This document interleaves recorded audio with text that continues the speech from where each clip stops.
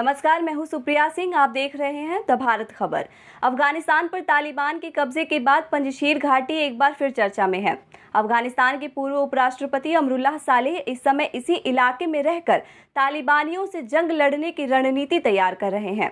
आइए जानते हैं कि ये तैयारी वो किसके साथ कर रहे हैं, साथ ही पंजशीर घाटी का रणनीतिक महत्व क्या है। पंजशीर कहिए या पंजशेर यानी 5 शेरों की घाटी। अफगानिस्तान में तालिबानियों के कब्जे में 32 प्रांत आ चुके हैं। राजधानी काबुल भी आतंकियों के कब्जे में आ चुकी है। राष्ट्रपति अशरफ गनी की सरकार गिर चुकी है।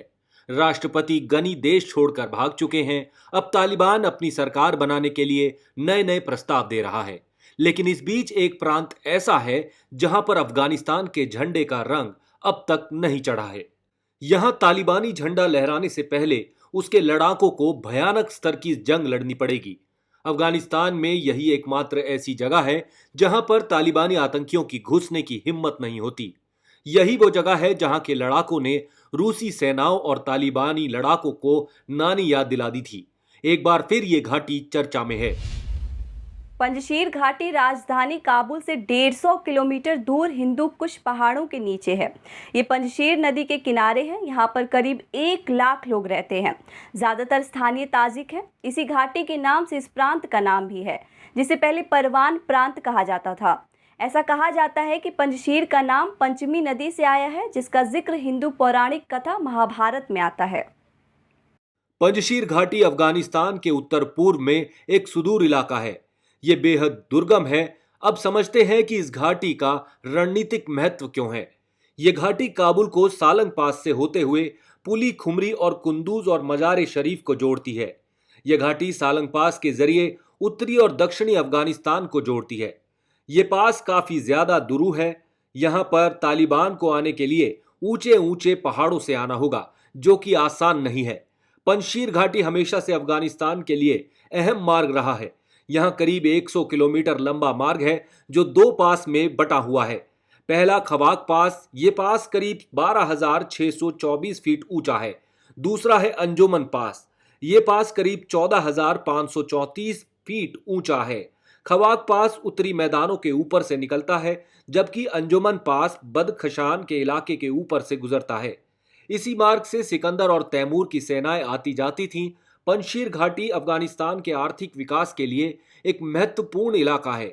यहाँ पर एक रेडियो टावर है, जिसकी वजह से काबुल के लोगों को रेडियो सिग्नल मिलता है।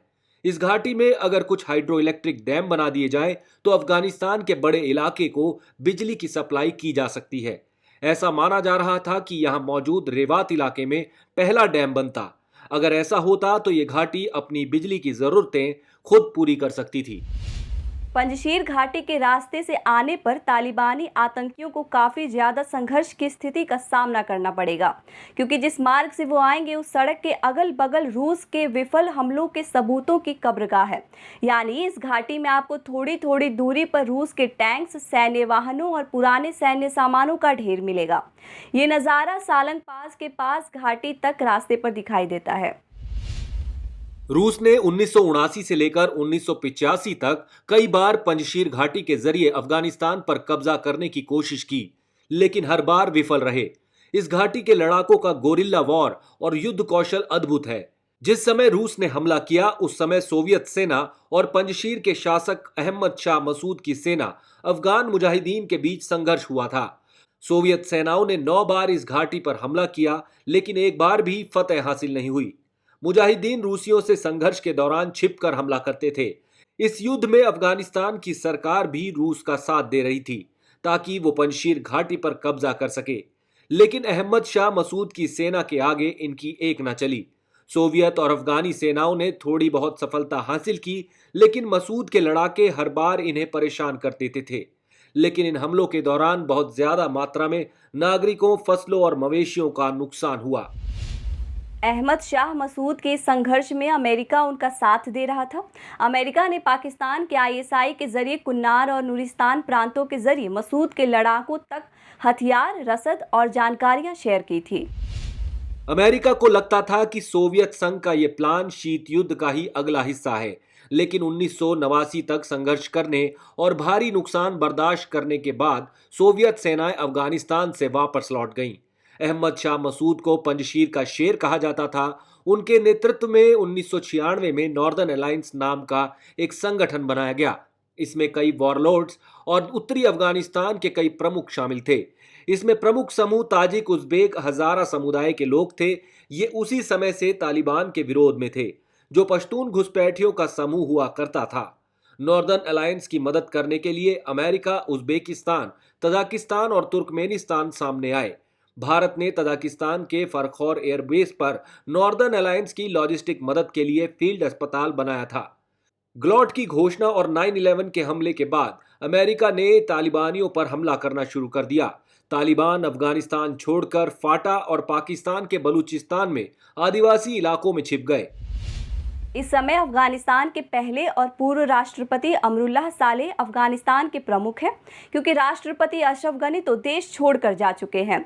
इसके बाद सालेह ने तालिबानियों से मुकाबला करने के लिए पंजशीर के प्रमुख नेता अहमद शाह मसूद के बेटे अहमद मसूद से हाथ मिला लिया है।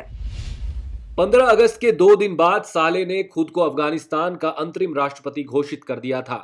साथ ही कहा था कि वो किसी भी कीमत पर तालिबान के सामने सर नहीं झुकाएंगे।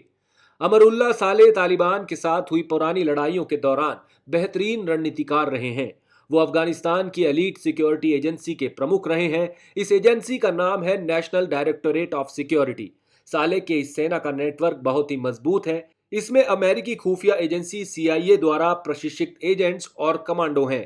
ये एजेंसी जासूसी में निपुण है, युद्ध की स्थिति में दुश्मन को हराने की काबिलियत रखती है। अमरुल्लाह सालेह का CIA के साथ अच्छा संबंध है। वो खुद भी CIA से ट्रेनिंग ले चुके हैं। इसलिए उम्मीद की जा रही है कि सालेह फिर से अमेरिका की मदद लेंगे, ताकि नॉर्दर्न अलायंस तालिबानियों के सामने शिकस्त ना माने।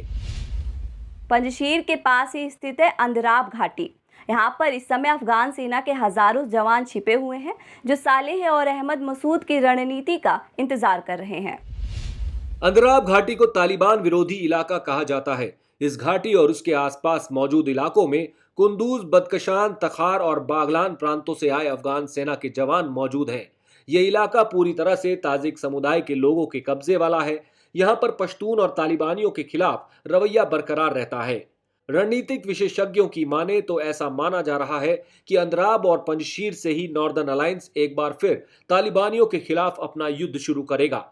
वहीं दूसरी तरफ तालिबान कोशिश करेगा कि वो नॉर्दर्न अलायंस को ध्वस्त करके पंजशीर और अंदराब के इलाकों पर कब्जा जमा ले, लेकिन उसे ये काम आसानी से पूरा होता नहीं दिखाई दे रहा है। इसके पीछे वजह है पंजशीर घाटी की भौगोलिक स्थिति, नॉर्दर्न अलायंस के जवानों का गोरिल्ला युद्ध कौशल, साथ ही रसद और हथियार पहुंचाने की मुश्किल। हालांकि एक मुश्किल नॉर्दर्न अलायंस के सामने भी है, वो ये कि उनके पास भी रसद, हथियार और लड़ाकों के लिए खाना पहुंचाना मुश्किल है। इसके बावजूद ये गोरिल्ला लड़ाके युद्ध के लिए तैयार हैं। नॉर्दर्न अलायंस के लिए मुश्किल इसलिए भी है क्योंकि पंजशीर और अंदराब के चारों तरफ तालिबानियों का कब्जा है। ये इलाका चारों तरफ से आतंकियों से घिरा हुआ है, लेकिन अपुष्ट खबरें ये बताती हैं कि नॉर्दर्न अलायंस के लड़ाके इस समय तालिबानियों के साथ सारंग पास की तरफ युद्ध के लिए तैयार हैं। सारंग पास अब भी नॉर्दर्न अलायंस के कब्जे में है। परवान प्रांत के चारिकर इलाके में भी नॉर्दर्न अलायंस का कब्जा है, इसलिए तालिबानी आतंकियों को इस इलाके में एंट्री करना भारी पड़ सकता है। नॉर्दर्न अलायंस के साथ दूसरी समस्या यह है कि इस बार तालिबानी आतंकी और उनके आका नई तालिबान सरकार बनाना चाहते हैं। ये सरकार कई तरह की रियायतें देने का वादा भी कर रही है, जबकि ऐसा ये करती नहीं है। दूसरी तरफ चीन और रूस का तालिबान को समर्थन है, उनके डिप्लोमेटिक रिश्ते बनते हुए दिख रहे हैं। ईरान का तालिबान के साथ कोई विवाद नहीं है, क्योंकि अफगानिस्तान में अब तक शिया मुसलमानों को कोई नुकसान नहीं पहुंचा है। तुर्कमेनिस्तान भी नॉर्दर्न अलायंस को सपोर्ट नहीं कर पा रहा है, क्योंकि उसने हाल ही में ताजिकिस्तान, उज़्बेकिस्तान और तालिबान के साथ एक बैठक की थी।